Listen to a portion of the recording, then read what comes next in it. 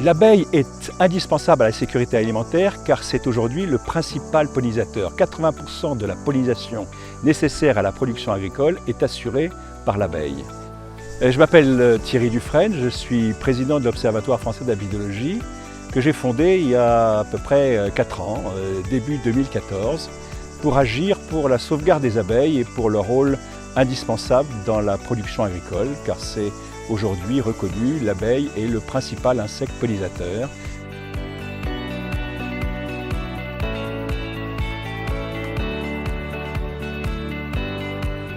La préservation de l'habitat des pollinisateurs est un des grands engagements du groupe General Mills. Nous avons rejoint avec plaisir une initiative soutenue par l'OFA en 2018 qui est la création de l'UAEM qui a pour objectif de regrouper des experts de 42 pays sur le sujet et de trouver avec eux des solutions concrètes pour lutter contre la disparition des pollinisateurs.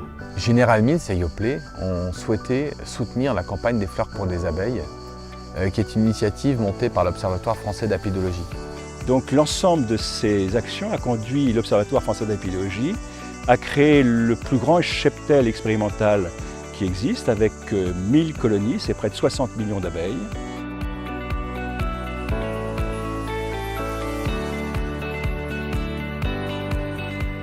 En effet, c'est important de former, c'est important d'agir sur la recherche, mais il faut aussi sensibiliser le grand public. En semant des milliards de fleurs, des milliards de graines, c'est une manière de tous être acteurs, de tous s'engager pour la planète, en faisant un petit geste simple, parce qu'on peut tous changer les choses.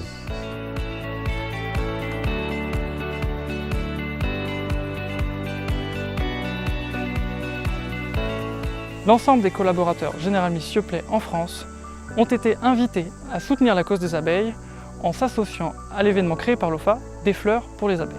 Pour cette opération, ils se sont vus offrir globalement 20 millions de graines de fleurs pour qu'ils puissent les planter tout autour d'eux. Planter des fleurs est un acte simple, mais qui a néanmoins des impacts positifs immédiats pour la sauvegarde des abeilles.